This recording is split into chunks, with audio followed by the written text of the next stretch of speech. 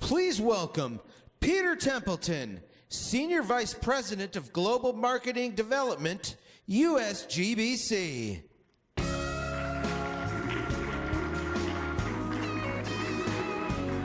Thank you. Good morning, everyone. Happy Greenbuilds.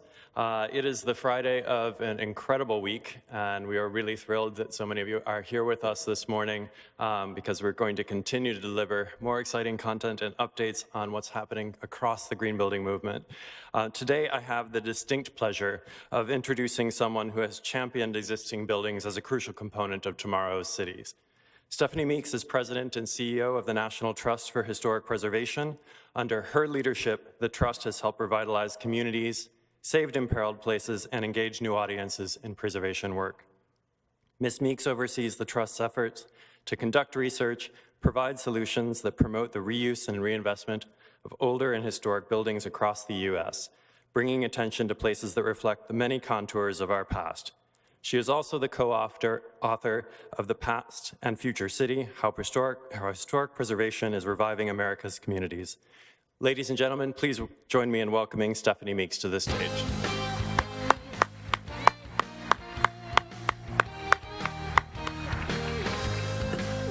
Thanks, Peter. Thank you. Good morning, everybody. Thank you. It's great to be here with all of you, and I want to thank all of our friends at USGBC for the opportunity to be with you today. And I have to say that it's a little intimidating to follow Bill Clinton and to precede Neil deGrasse Tyson. So I appreciate you giving me the chance to be here with you. And it's always fun for me to be among kindred spirits. So before coming to the National Trust in 2010, I worked for 18 years at an organization called the Nature Conservancy for the protection of natural resources.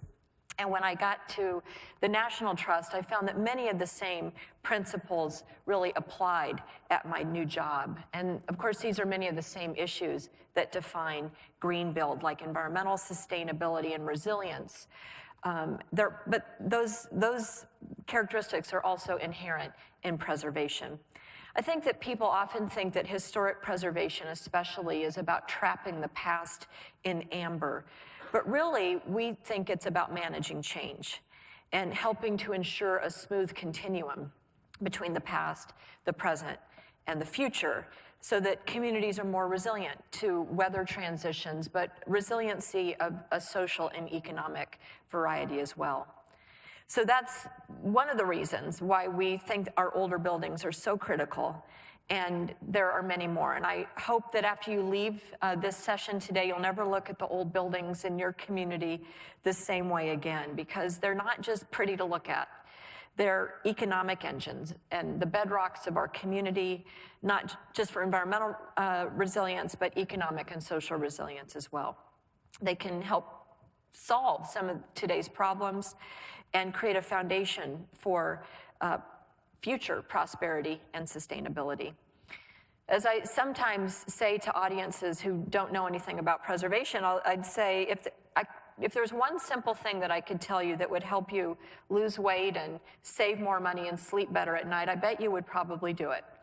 Now, I can't tell you the answer to that set of challenges, but I can tell you that there is a simple way to create jobs and grow the economy, to make our cities more affordable, and to help save the planet. And that is called saving and reusing historic buildings. So today I want to make that case to you and illustrate some of the many ways that historic preservation is helping to forge the 21st century cities that we all want to call home. And I'm going to start with some words of wisdom from an urban activist and one of the founding thinkers in the modern preservation movement, whom I'm sure many of you know today, the one and only Jane Jacobs. She wrote that cities need old buildings so badly, it's probably impossible for vigorous streets and districts to grow without them. And by this, she meant that old buildings provide character and help ensure mixed use. They offer space for entrepreneurs and businesses and artists and innovators. They also help keep neighborhoods affordable for families of all walks of life. And they help keep this dynamism on our streets so that they're buzzing throughout the day. Jane Jacobs called that vitality and that urban rhythm the sidewalk ballet. And she believed, in her words, that cities are created by and for people.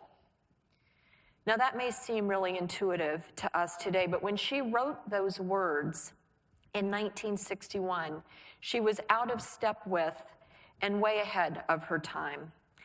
And she quickly made a bunch of enemies, especially of urban planners who thought that as a journalist, she really needed to stay in her lane.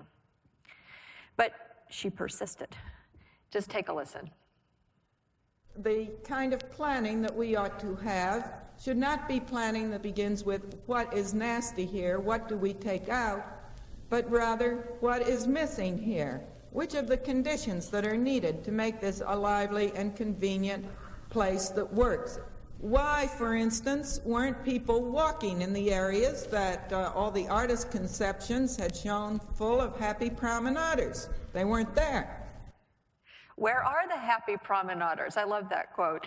But her directness, and you get a sense of that in that audio clip, really angered a lot of people, and no one more so than her great nemesis of her life, the Goliath to her David, if you will, the master builder, Robert Moses, who over his career built more than 600 miles of highways, 13 bridges and 2 tunnels all over the state of New York.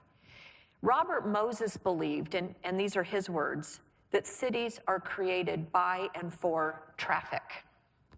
And he often ripped out entire neighborhoods to accomplish his vision. So for about a decade, these two titans of the future of the American city really clashed, and it got heated and it many times got very personal. When Robert Moses tried to tear down a block in Jane Jacobs' Greenwich Village neighborhood and run an expressway through lower Manhattan that would have destroyed a lot of the Lower East Side, she helped form and lead a community coalition to stop him.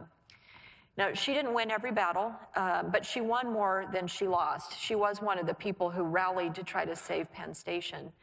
And its destruction, of course, helped galvanize the modern preservation movement and helped to make the National Preservation Act a reality.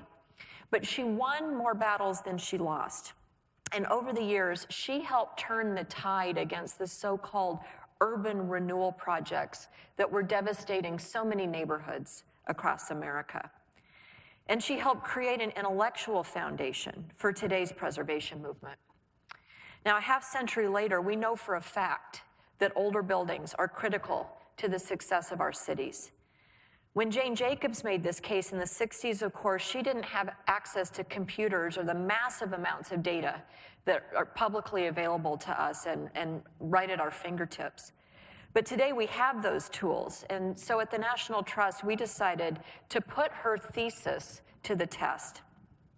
In 2014, we published a report called Older, Smaller, Better, and it evaluated the age, the diversity of age, and the size of all buildings, not just historic buildings, but all the buildings in Washington, D.C., San Francisco, and Seattle. And we used GIS mapping technology and some really innovative data sources to examine how each block performed according to different economic, social, and environmental metrics. And what we found is exactly what Jane Jacobs predicted, that neighborhoods with a mix of older and newer buildings tend to have more small business jobs and more diversity in housing costs, meaning more opportunities for families of all income levels. They have more hidden density, meaning more people and businesses per commercial square foot than areas with just new buildings. They're more walkable and have more creative jobs. They have more new women and minority-owned businesses, more non-chain businesses, and they show more activity on evenings and weekends. This is a map of cell phone activity in Seattle on a Friday night. And you thought it was just the National Security Administration tracking your cell phone, but now you know it's the National Trust for Historic Preservation. But we were really excited by these findings, of course. And last year, but those are 3 cities, and they're 3 very special cities. We wanted to see if that thesis played out across a broader swath of America. So last year, we decided to expand the scope of our research. And last year, in November, we launched the Atlas of Re-Urbanism, which applies the same methodology to 50 cities across the United States, including our fair city of Boston here. And once again, what we found is quite remarkable. In all 50 cities, when compared with areas with new buildings, the areas with a mix of old and new buildings have more new business jobs, more small business jobs. These older areas have more women and minority-owned businesses and more diverse populations in general. In fact, 75% more Americans of color live in these neighborhoods. There are also 27% more affordable housing units. And in every city in the Atlas, there's greater population density and greater density of housing in the blocks with older, smaller, mixed-aged buildings. So we're in the business of preservation, and we're very excited about what we're seeing and the ability to prove empirically what Jane Jacobs theorized 50 years ago, that preservation really is the path to a richer urban future. But the case for that has really been there right before our eyes. And one place that I know particularly well is Denver, Colorado, because when I was growing up in Loveland, Colorado, which is about 70 miles to the north, Denver was my first big city. And today, Denver is a powerhouse in almost every way that counts. It has a very low unemployment rate, its population is growing dramatically, and it has these remarkably healthy residents. They're always at the top of the list. So how did Denver become such an urban powerhouse? Well, one reason is another fearless and visionary woman named Dana Crawford. So while Jane Jacobs was going toe-to-toe with Robert Moses in New York, Dana Crawford was giving Denver a head start on reviving its downtown by using historic preservation. Here's Dana Crawford in her own words.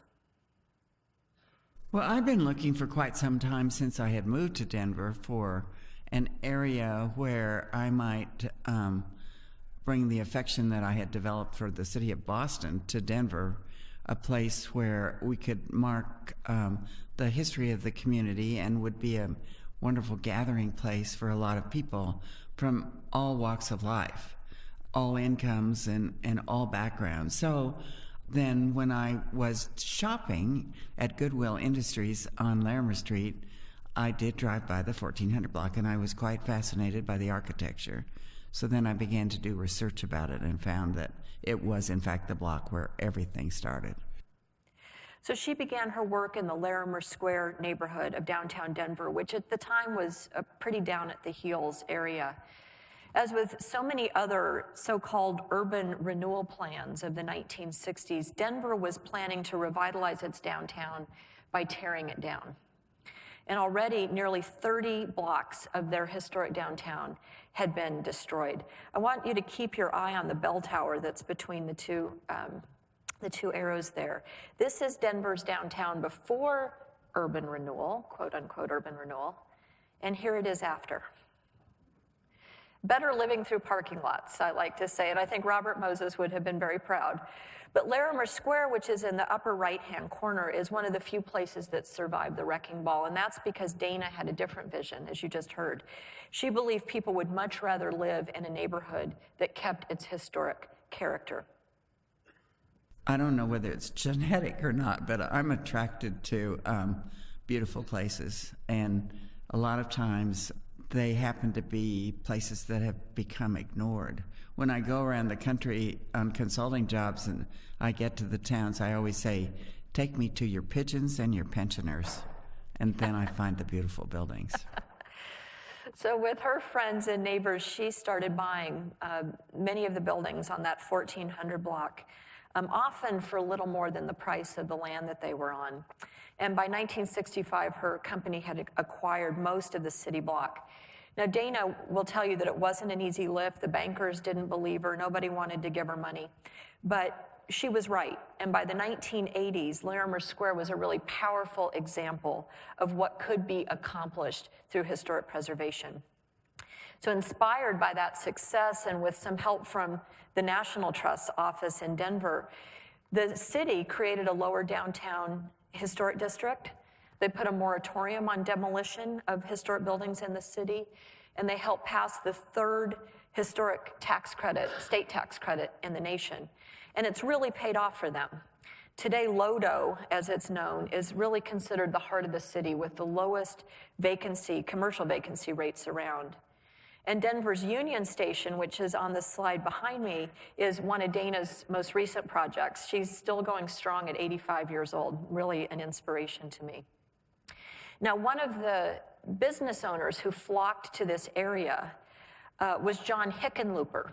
Before he was Denver's mayor, and now, of course, Denver's governor, he opened a brewery in Lodo with 3 friends in this historic building, the historic Mercantile Building, in 1988 for just $6 a foot.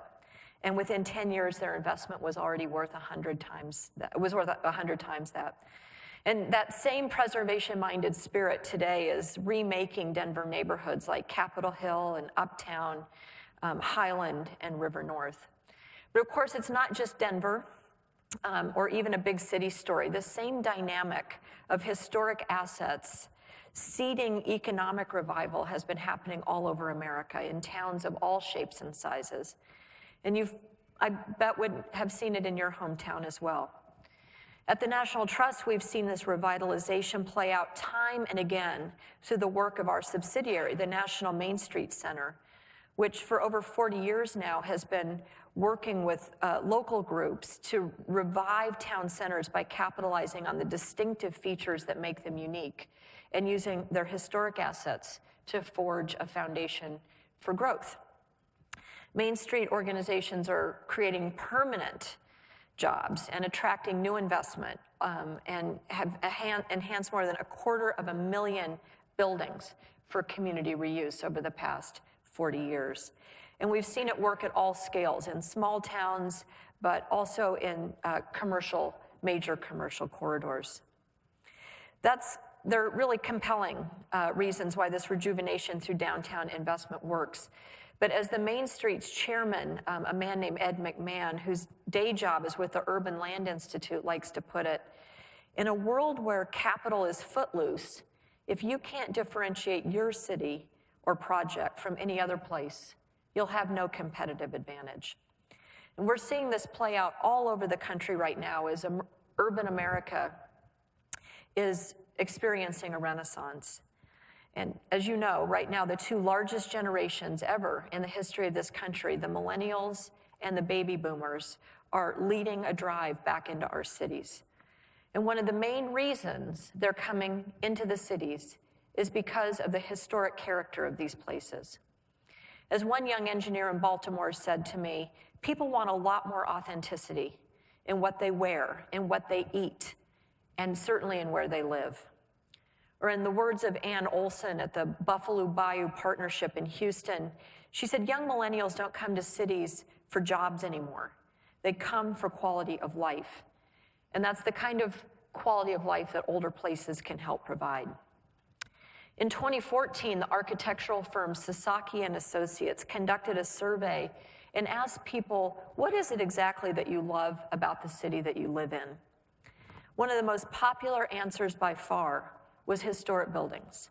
Nearly 2/3 of people said that they like to stop and look at the historic buildings in their midst. Many more than who said the same thing about the modern buildings in their cities or towns. And when asked how architects could best improve the city's character, the most popular answer by far was renovating existing historic buildings to retain their character while also making them more usable. By contrast, fewer than 1 in 5 felt that their city was too quaint as it was already. Now, that Sasaki study aligns with other studies that we've seen. In 2007, the Gallup organization released a poll on urban life that found the greatest positive correlation between happiness and those who feel they live in a beautiful place. And this year, we conducted a survey with our longtime corporate sponsor, American Express, to asked millennials about their thoughts on preservation, and it found that nearly all of America's largest and most diverse generation, 97% of millennials, appreciate the value of historic buildings. 4 out of 5 would rather spend money at a business that supports efforts to preserve and protect historic buildings. And millennials are twice as likely to prefer visiting historic downtowns and places with historic appeal over new places. But it's important to keep in mind that preservation can and should and in many places is benefiting everyone. It's not just about the new arrivals. So with that in mind, let me tell you about another icon of mine and mentor of mine, M. Tamanika Youngblood, a fearless woman who's helped revitalize her neighborhood through preservation. Let's hear for just a few minutes from M. Tamanika. In terms of ensuring that residents are involved in the planning, in the development, and obviously at the end of the day, in living in these houses is our specific focus. While we want to attract others to the community and to the neighborhood, obviously for a greater mix of incomes, which is our stated goal and intention, we are very focused on making certain that we improve this neighborhood for the benefit of those residents who are there and who have been there for the long term. So in the early 1990s, M. Tamanika and her husband bought a home in the Sweet Auburn area of Atlanta's Old Fourth Ward. If you don't know it, Sweet Auburn was once known as the wealthiest African-American commercial corridor in the world. It's where Martin Luther King grew up, it's where he led his flock, and it's where he and Coretta Scott King are now buried. But it fell on hard times over the years. And soon after M. Tamanika and her husband moved in, she saw a bus of foreign tourists coming to see Martin Luther King's birth home turn onto her street. And she said they had this look of horror on their faces, like they had landed in the wild, wild West. And so she went to one of her neighbors and she said, "We just have to do something. This isn't who we are." And so they did. She became the executive director of an organization called the Historic District Development Corporation to preserve and revitalize the Sweet Auburn neighborhood, the commercial corridor, as well as the residential neighborhoods. And like Dana Crawford before her, she worked with banks, developers, community agencies to renovate historic homes throughout the neighborhood and to build compatible infill homes on nearby vacant lots. So all told, over the past several years, the Historic District Development Corporation has preserved more than 110 single-family homes, constructed nearly 500 units of multifamily housing, and have added 400,000 square feet of commercial space in the Old Fourth Ward, all without displacing existing residents. And there are similar stories all over. In Houston, the artist Rick Lowe has worked to renovate and transform 22 shotgun houses in the Old Third Ward to better meet the needs of the neighborhood there. He has this model that fuses historic preservation, art, and community service and revitalization. And he's taken it to Dallas, to Watts, and to New Orleans after Katrina. And in Macon, Georgia, the Historic Macon Foundation has been combining preservation with a number of historic financing tools to revitalize the Bells Hill neighborhood around Mercer University. With a total investment of about just over $5 million, they're transforming nearly 500 historic buildings in that neighborhood. The area's total property taxes have gone up by $1 million, mostly from rehabbing abandoned houses and by building on empty land. Historic Macon also never displaces existing landowners, and they counter gentrification in other ways too, like recruiting low-income homeowners to the neighborhood, and where appropriate, working with the city on property tax freezes. And the result that they're getting is a diverse and dynamic and thriving neighborhood where longtime residents and new arrivals alike are raving about the work of the foundation. So I talk at some length in my book about the issues of affordability and displacement and how preservation can be a part of the solution. Because as you know, here in Boston and all over the United States, rents in America just keep on rising. People often like to blame preservation for the affordability crisis, but as I said earlier, our research just doesn't hold up. That claim doesn't hold up against our research, I should say. And to the contrary, neighborhoods that retain their older buildings tend to have more small businesses and more diversity in housing costs. They're more often built for density, much more so than single-family homes. So along with creative infill and altering parking requirements, repurposing older buildings can help mitigate the rising costs in our cities. Take Louisville, Kentucky, for example. This is a map of Louisville, Kentucky, as you might have guessed, and the red spaces on this map are parking lots in downtown Louisville, Kentucky, and the purple spaces are parking garages. So clearly, there's an opportunity to add a lot more density in a city like Louisville without tearing down any more buildings. And with more than 3 parking spaces for every car in the United States, we know that this holds true for a lot of our other cities, in Boston and other places around the country as well. The fact is that in cities big and small, the best preservation projects are creating opportunities for residents at all income levels while retaining that local history that ties generations together.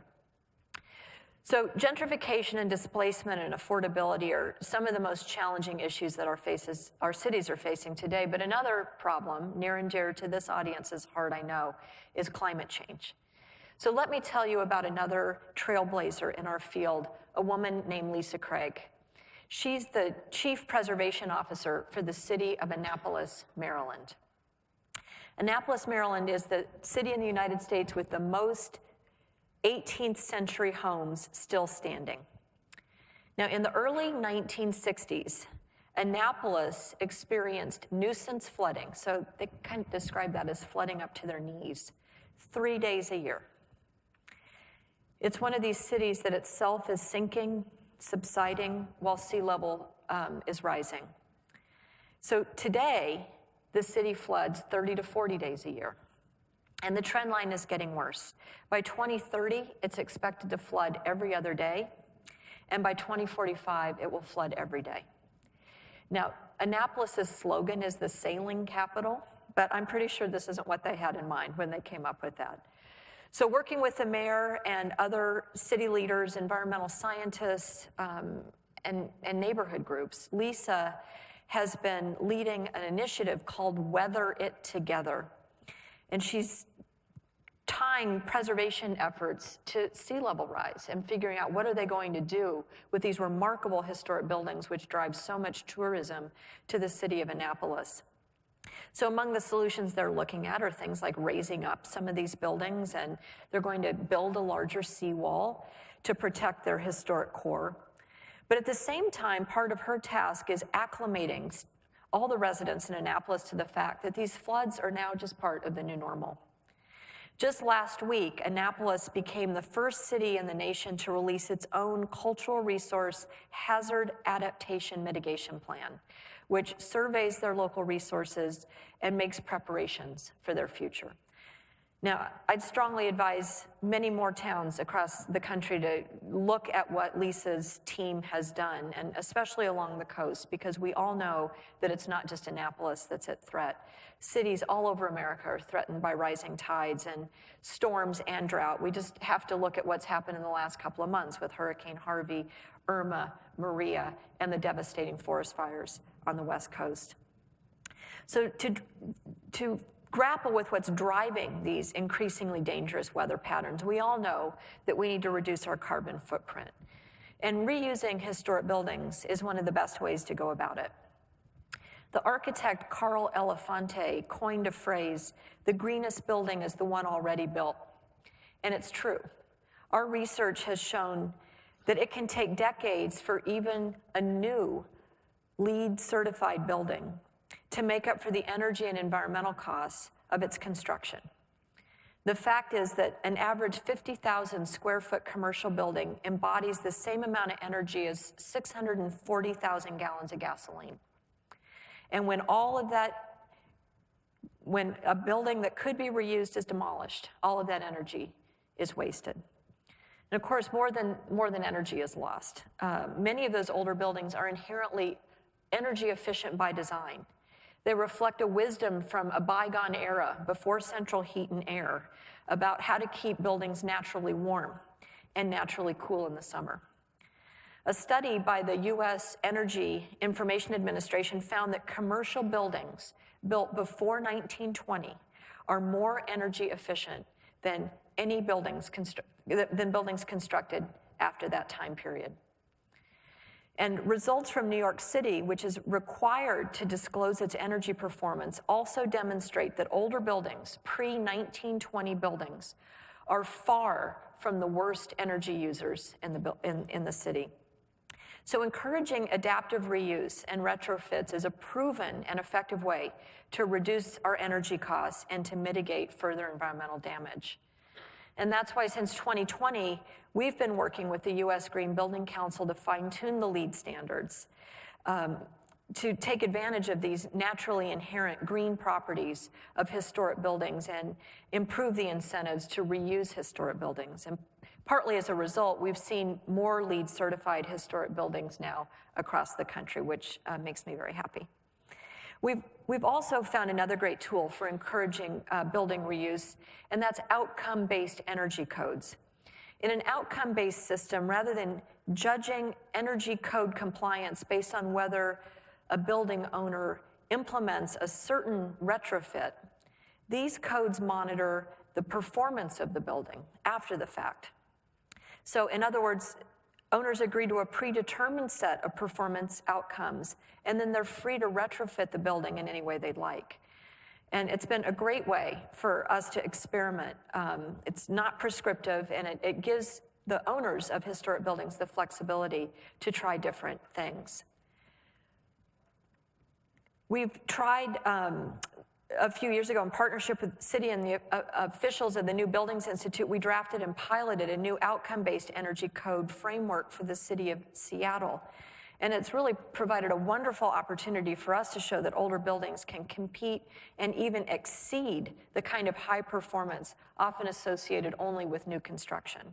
And we hope, obviously, that this will become a model for other cities, because if done correctly, the impact of the reductions of reusing historic buildings can be substantial, particularly when they're taken to scale. Let me give you an example from our Greenest Building Report. If the city of Portland, Oregon, were to retrofit and reuse the single-family homes and commercial buildings that it's otherwise likely to demolish over the next 10 years, the impact reduction would total approximately 231,000 metric tons of carbon dioxide.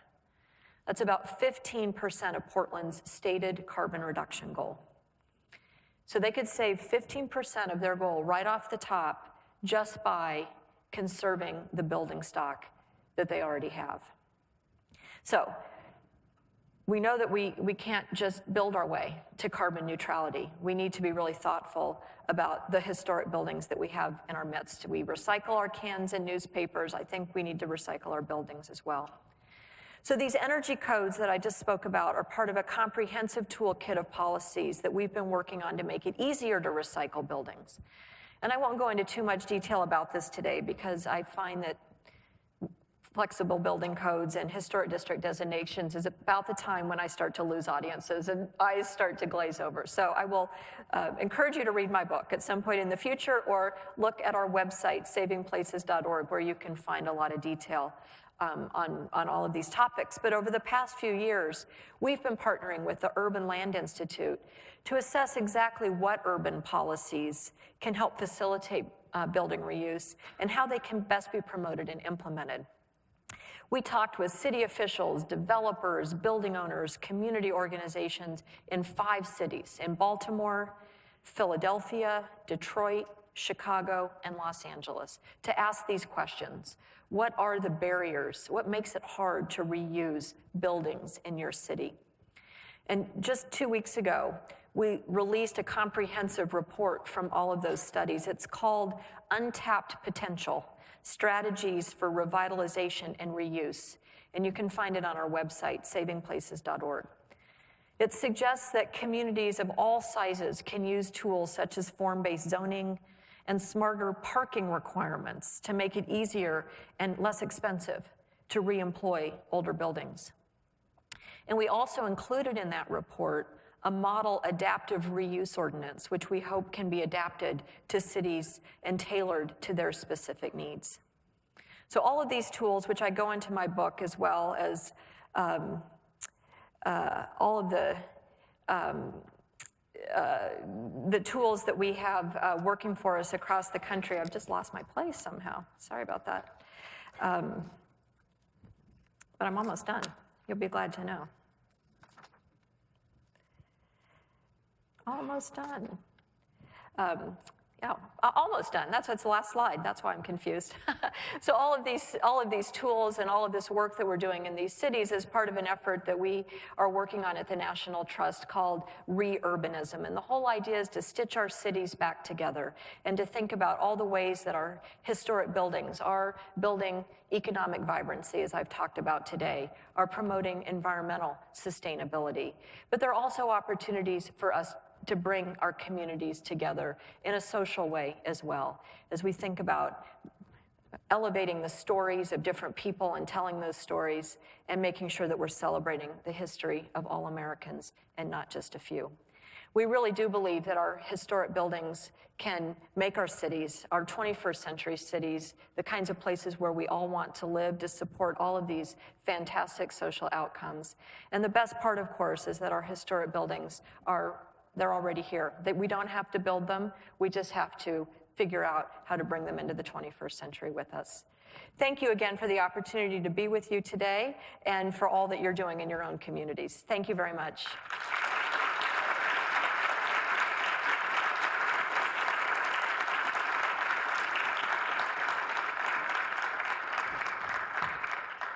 And here comes Brendan. Hey, Brendan. Wonderful. Thank you so much for doing this. Thank you. All right.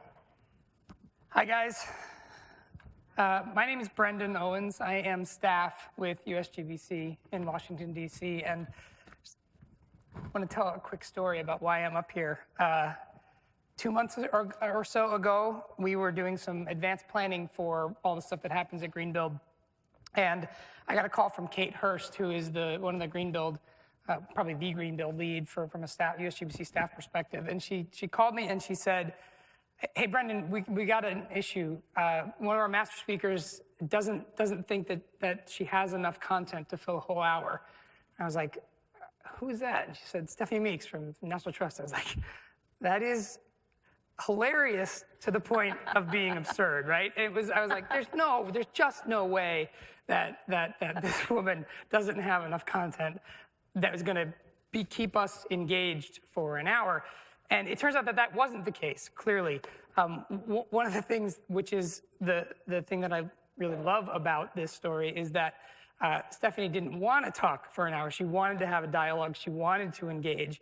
And from my perspective, having been now to my 15th Greenbuild, it seems to me that there is a direct correlation between how much I want to hear someone talk and how long they want to talk, right? So thank you for this opportunity. Thank you for sharing some time.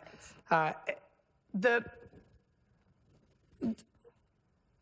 linkages that you've talked about and the things that the historic fabric of the communities that you're working to save and I would imagine many of you guys in the audience are working to save is something that kind of gives us an opportunity to reflect on a lot of what's in your book, which I really appreciated and really enjoyed.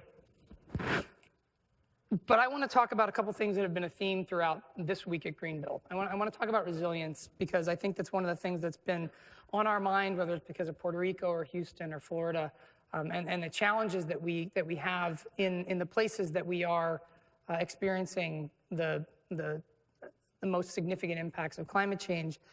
And in your book, you do a really good job of laying out the vulnerabilities of places that are in low-lying coastal communities or So Johnson Space Center, Faneuil Hall, or Statue of Liberty and Ellis Island, and the impacts that Sandy had on those places. There's one place in particular that I want to talk about, which is Farnsworth House, because I feel like there's an interesting intersection of the type of stuff that is the problem-solving sweet spot that I like to think Greenbuild convenes, the people who fix the problems, and what's happening there, and so can you tell us a story, which is in your book, about what's going on there? Yeah. Well, so the Farnsworth House, if you don't know it, is considered the most important modern design in the United States. It's often said that all architecture changed after the Farnsworth House. And it happens to be owned by the National Trust, which is a story of itself, but not a story for today. It's about 90 minutes southwest of Chicago, Illinois, and it sits on a river called the Fox River. And it's a glass box that's on 5-foot stilts. And it was purposely designed very close to the edge. It sits back about 100 feet from the edge of the Fox River.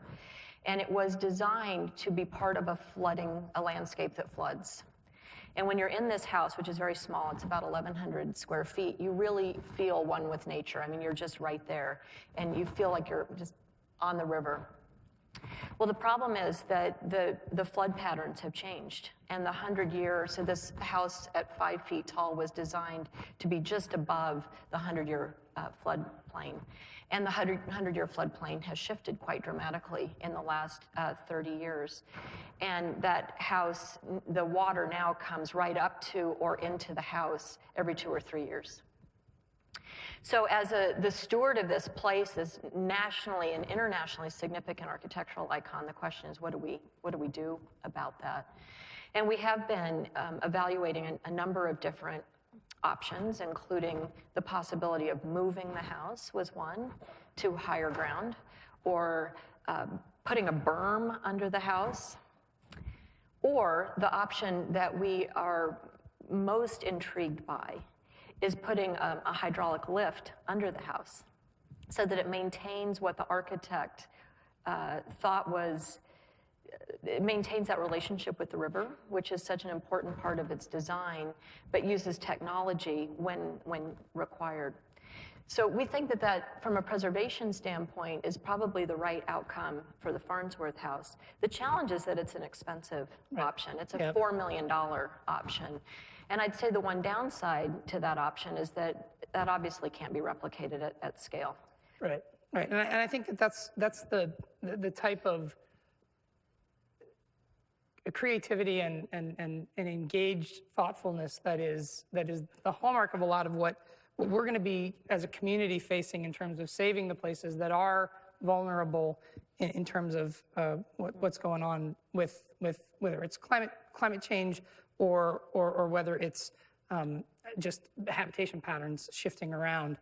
The other thing that you talk about in terms of resilience and sort of linking it back to the things that have been discussed over the course of this week are district energy systems. And one of the things that we've been looking at is how we can try to take a more integrative view of the way that we power our buildings, right? So looking not necessarily directly at the building and saying this is the thing that we need to optimize, but saying, all right, what happens on the other side of the energy meter? And district energy and microgrids and all the things that happen as a result of investments that are that way can enhance our resilience. So, and the thing that I liked about the way you characterize district energy is that you're sort of relearning the things that we used to know.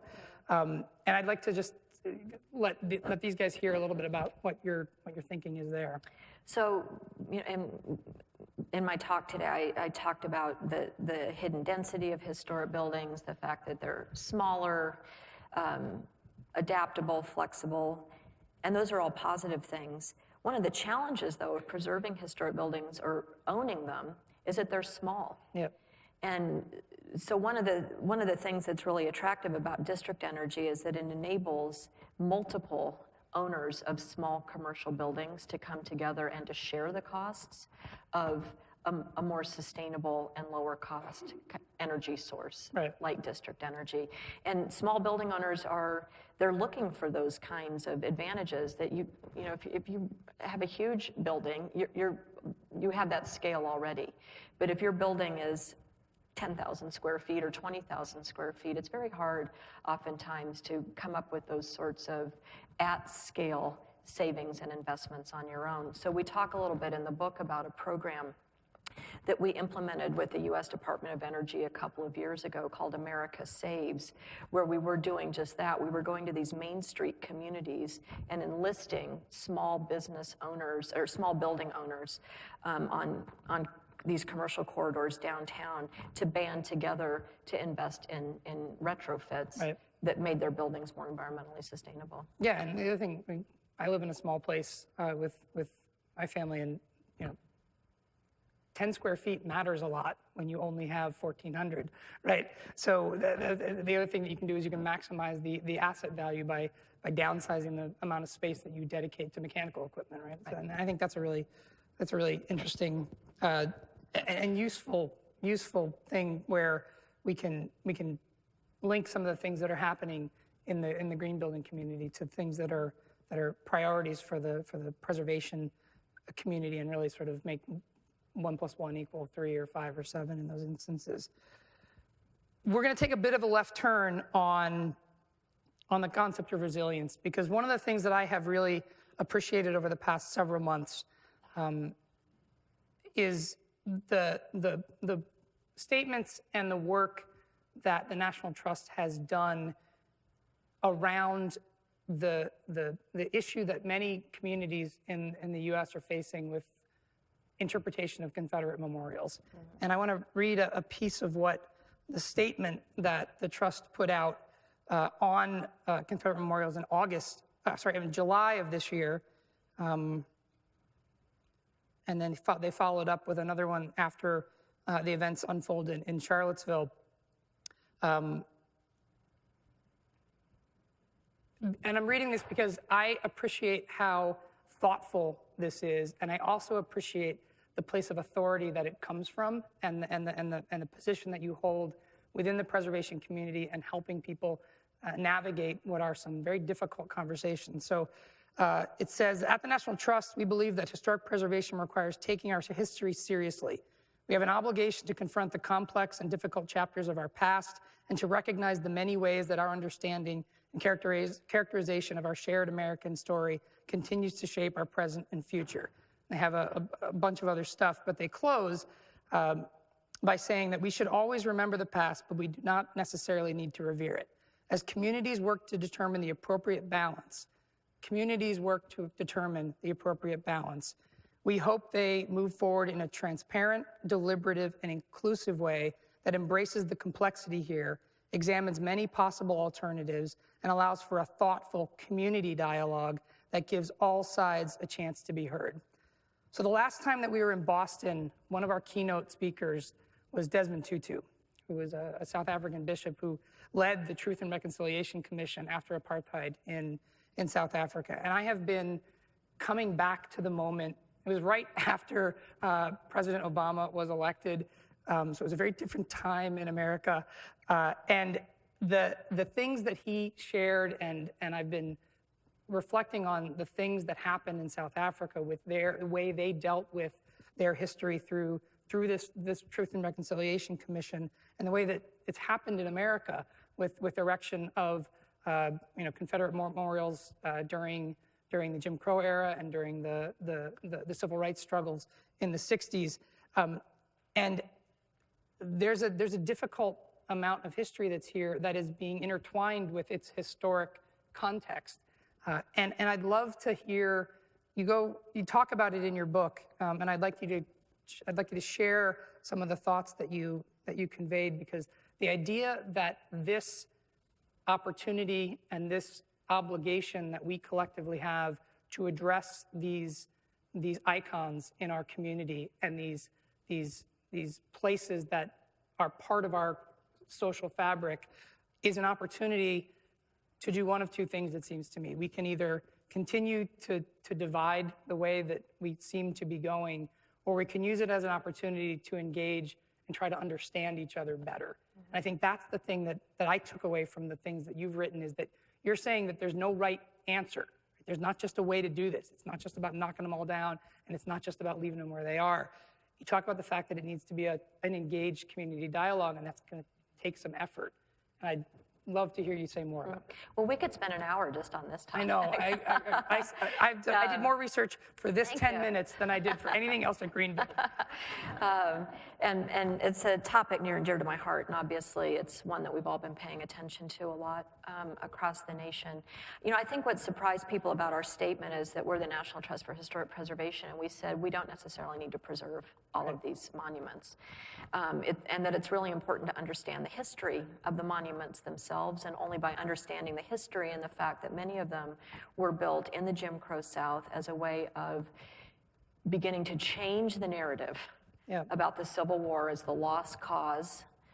Only when you really understand that history can you understand what might be the right path going forward. I think it's important to know too that, or my position anyway, is that I'm all for more interpretation and adding additional statues to contextualize a monument, and I think that can be a great outcome.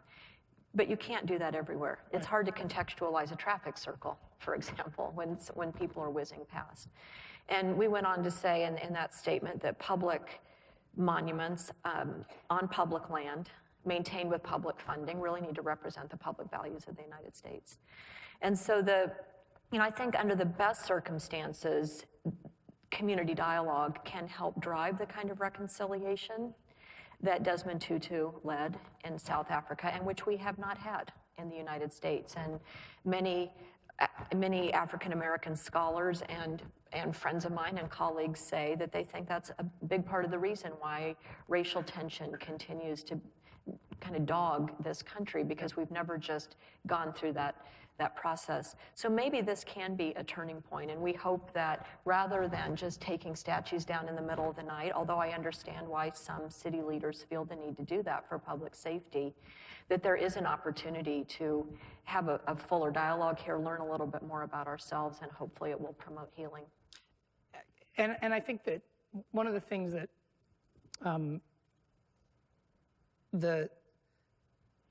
that dialogue could force us to reconcile. I do love the idea of this as this obligation that that our communities have in this space as a point of commonality and a point of potential for resilience, because it is something that has been handled, it seems to be very poorly, and we can learn a lot from other societies that have struggled. I think resilience is a really important word to use here, because without social resilience, the rest of it really doesn't matter very much, I don't think. And so when I think about resiliency, and I know you all do too, it's not just environmental resiliency, but it's economic resiliency and social resiliency, and our ability to create and support communities that can withstand shocks of many different natures, whether it's an environmental catastrophe or whether it's a 100-point loss in the stock market.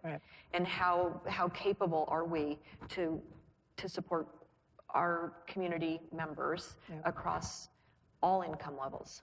So the other thing, there was the second statement, which was put out after the Charlottesville. I'm not even sure what we're calling that. The mess that happened around the Robert E. Lee statue in the public park there. You also linked on the statement that you made to Charlottesville to a series of toolkits that have been produced by various people in collaboration with National Trust about how this has happened other places. And I think these are important resources that people should know about, because they do provide. It's not a roadmap. It's not a cookbook, right?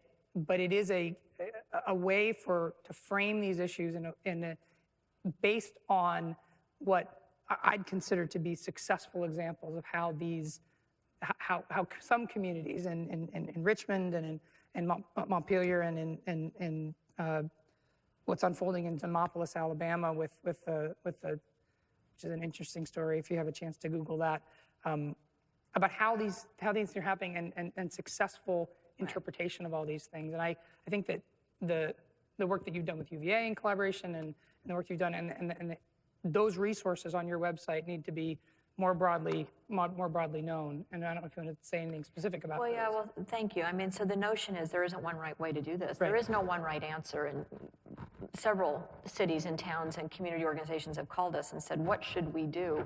And it's hard for me to know, sitting in Washington, D.C., what you should do in your community particularly. But we do know that many communities are wrestling with this and successfully. And I mean communities not just as geographical places, but universities, obviously, including Princeton, which came out with a really important study this week about slavery at Princeton. The first 5 presidents of Princeton University were slaveholders, come to find out. And they've done a really important history project that was just announced this week. And we've seen that play out across a lot of college campuses that have Civil War iconography, also much of it from the early 20th century. In the Jim Crow period.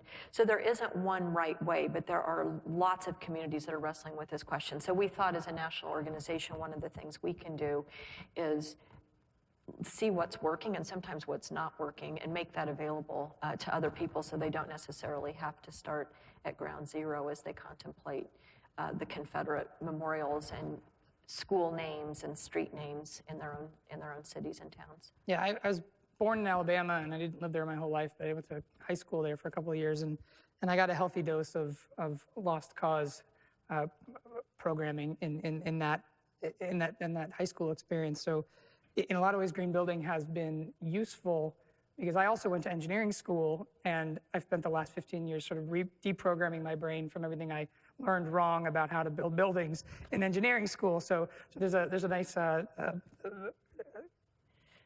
circularity of that. So you know Demopolis very well. Yeah. This is a cute story, an interesting story that was reported in the Washington Post about a Confederate memorial in a town called Demopolis, Alabama, that was hit by a car. It's been there forever, so long that people just didn't pay attention to it much anymore. Right. But once it got knocked down, which was not that long ago, 3 or 4 months ago, it's incited this very intense public debate about whether or not to put it back up. So I commend that to you to find online because it really is an interesting story to see how one small town in the South is wrestling with this issue. Yeah, and I think the thing that I like about that story is that it forces you to look at this from the other side of the argument. Like, what would it mean to propose a new monument to Nathaniel Bedford Forrest today? What would the community engagement look like, and the ability to sort of approach this from the other side and say, would we even consider doing that as a community? And what would cause the community? What kind of cohesion? What kind of community dialogue would you need to foster in order to be able to get to a place where you said, yeah, that's okay today? Because that's what's sort of unfolding in Demopolis, is that they're trying to figure out if they're going to put it back up. And that's a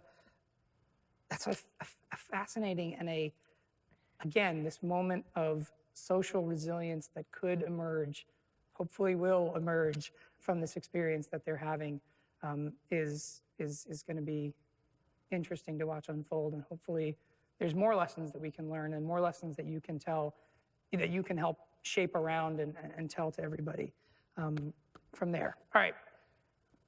If there are any questions in the audience, we have time for we have time for one.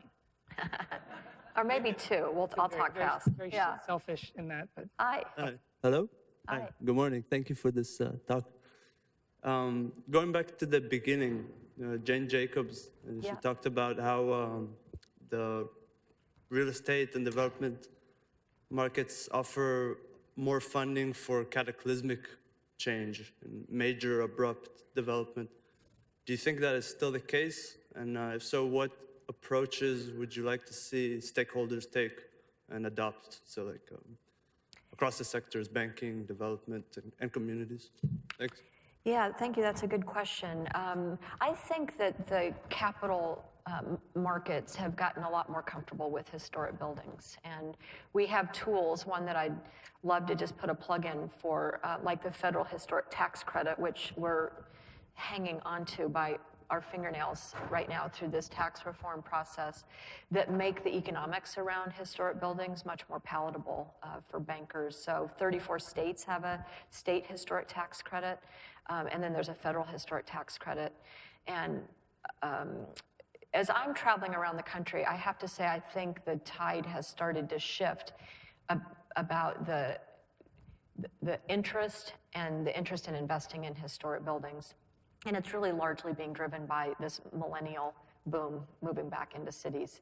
The market is there in the form of these young people who are moving into cities, and there's a great demand for historic buildings. I had a developer in Los Angeles tell me you can't buy a historic building in Los Angeles right now. They've all been bought and are being redone. And so that's a great thing. That isn't necessarily true in every community across the United States, but I'd say in the largest cities, now is a great time to be a historic building. All right, thanks. Stephanie, thank you so Thank much. you all. Everybody out there, this is a good book. It's an important, there's a lot of important information, so go out and find it and learn from it. Thank you very much for coming today. We have Neil deGrasse Tyson to close us out, so that's pretty great. Yeah. Happy Greenbuild, everybody. See you in Chicago next year. Thank you. Thanks.